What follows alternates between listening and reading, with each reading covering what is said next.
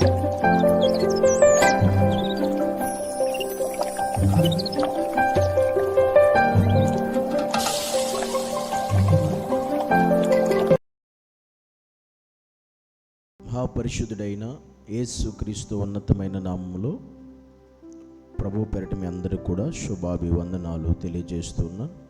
ఈరోజు అనుదిన దేవుని వాక్య భాగాన్ని చదువుదాం. పరిశుద్ధ గ్రంథం నుండి యోబు గ్రంథము 34వ అధ్యాయము 11వ వచనం. నరుల క్రియలకు తగినట్టుగా ఫలము ఆయన వారికి ఇచ్చును, అందరికీ వారి వారి మార్గమును బట్టి వారికి ఫలము ఇచ్చును. దేవుని వాక్యం మనతో చెప్తున్న ప్రాముఖ్యమైన విషయం, మన మార్గములను బట్టి దేవుడు మనకి ఫలముని ఇస్తాడు అని. అంటే నరులు, మానవులు, మనుషులుగా మనం ఏ మార్గంలో వెళుతున్నామో, ఏ మార్గంలో నడుస్తున్నామో, ఏ విధంగా మనం జీవిస్తున్నామో, మన మార్గములను బట్టే మనకి ఫలము కలుగుతుంది అని దేవుడు నరులతో, మానవులతో మాట్లాడుతున్నాడు. ఈరోజు మనుషులు రకరకాల మార్గాల వైపు వెళుతూ ఉంటారు. ఎవరికి ఇష్టమైన మార్గంలో వాళ్ళు వెళుతూ ఉంటారు. ఎవరికి ఇష్టమైన త్రోవలో వాళ్ళు జీవిస్తూ ఉంటారు. ఎవరికి నచ్చినట్టు వారు జీవించడానికి ప్రయత్నం చేస్తూ ఉంటారు. అయితే దేవుని వాక్యం చెబుతుంది, నీవు ఏ మార్గంలో వెళుతున్నావో, నీ మార్గాలు ఎలా ఉన్నాయో, నీ మార్గంలో ఏం జరుగుతుందో, నువ్వు వెళ్ళేటువంటి ఆ మార్గాల్లో నీ పరిస్థితి ఎలా ఉందో, నీ జీవిత విధానం ఎలా ఉందో, నీ స్థితిగతులు ఎలా ఉన్నాయో, వాటిని బట్టే దేవుడు మనకి ప్రతిఫలం ఇస్తాడు అని వాక్యం మనకి సెలవిస్తూ ఉంది.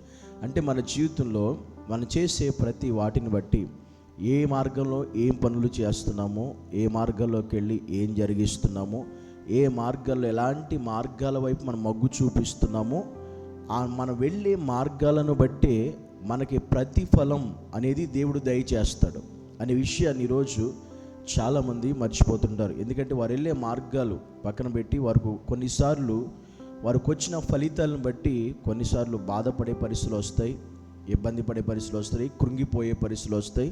ఎందుకని అంటే, ఎందుకు ఇలా జరిగింది, ఎందుకు ఇలా అయింది, నాకెందుకు ఇలా జరగాలి అని మనుషులు కొన్ని సందర్భాల్లో చాలాసార్లు బాధపడతారు.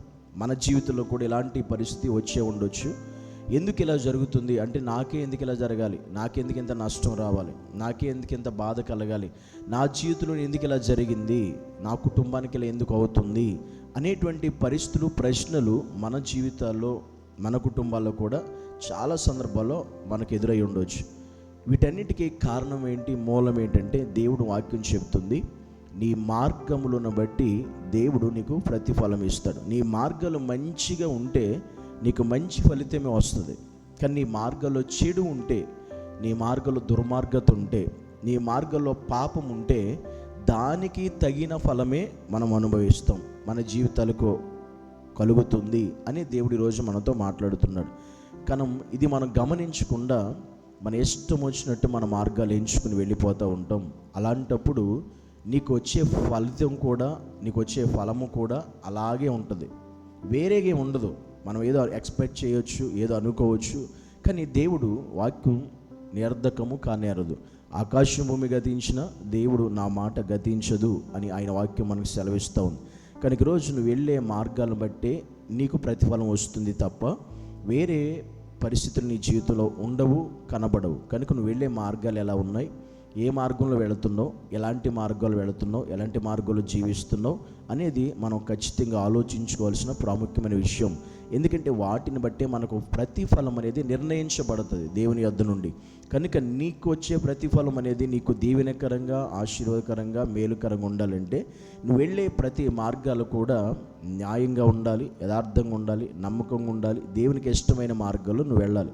అందుకనే భక్తుడు చెప్తాడు, మార్గాల్లో నిలిచి చూడండి, ఏది మంచి మార్గమో ఏది చెడు మార్గమో ఆలోచించి వివేచించి మీరు ఆ మార్గాల్లో వెళ్ళండి అని దేవుడు మనతో మాట్లాడుతున్నాడు. కనుక నువ్వే మార్గాల్లో వెళుతున్నావో దానిని బట్టి నీకు, నీ కుటుంబానికి, నీ జీవితానికి ప్రతిఫలం వస్తుంది. కనుక నీకు ఎలాంటి ప్రతిఫలం కావాలని ఆశపడుతున్నావో అలాంటి మార్గాల్లోనే నువ్వు వెళ్ళాలి, వేరే మార్గాల్లోకి నువ్వు వెళ్ళకూడదు.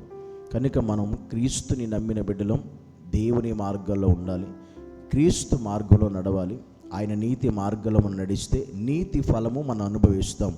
కానీ మనం లోక సంబంధమైన మార్గాల్లోకి వెళితే లోక సంబంధమైన ప్రతిఫలమే మన జీవితాల్లో మనం పొందుకునే పరిస్థితులు వస్తాయి. కనుక ప్రియ సహోదరి సహోదరుడా, ఈరోజు నువ్వు ఏ మార్గాల్లో నడుస్తున్నావు, ఏ మార్గంలో వెళుతున్నావు, వాటిని బట్టి నీకు దేవుడు ప్రతిఫలం ఇస్తాడు అనే విషయాన్ని మర్చిపోకుండా గ్రహించి ఈరోజు దేవునితో మాట్లాడుతున్నాడు. కనుక ఒకవేళ ఈ మార్గాలు సరైనవి కాకపోతే వాటిని సరి చేసుకుని సరిదిద్దుకుని సరైన మార్గాలను నడవాలని ఈరోజు దేవుడు మనతో మాట్లాడుతున్నాడు. ప్రార్థన చేసుకుందాం. పరిశుద్ధుడు అయిన మా తండ్రి, సర్వాధికారి అయిన యేసయ్య, జీవాధిపతి, వందనాలు. ఈరోజు నీ వాక్యము ద్వారా మాతో మాట్లాడుతున్నందుకు వందనాలు ప్రభువా. నిజమే, మా మార్గములను బట్టి, నరుల మార్గాలను బట్టి వారికి నువ్వు ప్రతిఫలం ఇచ్చేటువంటి దేవుడు. కనుక నా మార్గాలలో నీ ఉండాలి ప్రభు. నీ మార్గంలో నేను నడవాలి. నీకు వ్యతిరేకమైనటువంటి ఏ మార్గంలో నేను ఉండకుండా సహాయం చేసి కృప చూపించి నీతి మార్గాల్లో, రక్షణ మార్గాల్లో, నీకు మహిమ తెచ్చే మార్గాల్లో నడిచి నీ యొక్క ఉన్నతమైన ఫలమును నేను పొందుకునే భాగ్యం మాకు దయచేయమని యేసుక్రీస్తు ఉన్నతమైన శ్రేష్టమైన శక్తి కలిగిన నామమును బట్టి ప్రార్థించి అడిగి వేడుకుంటున్నాము తండ్రి. ఆమేన్.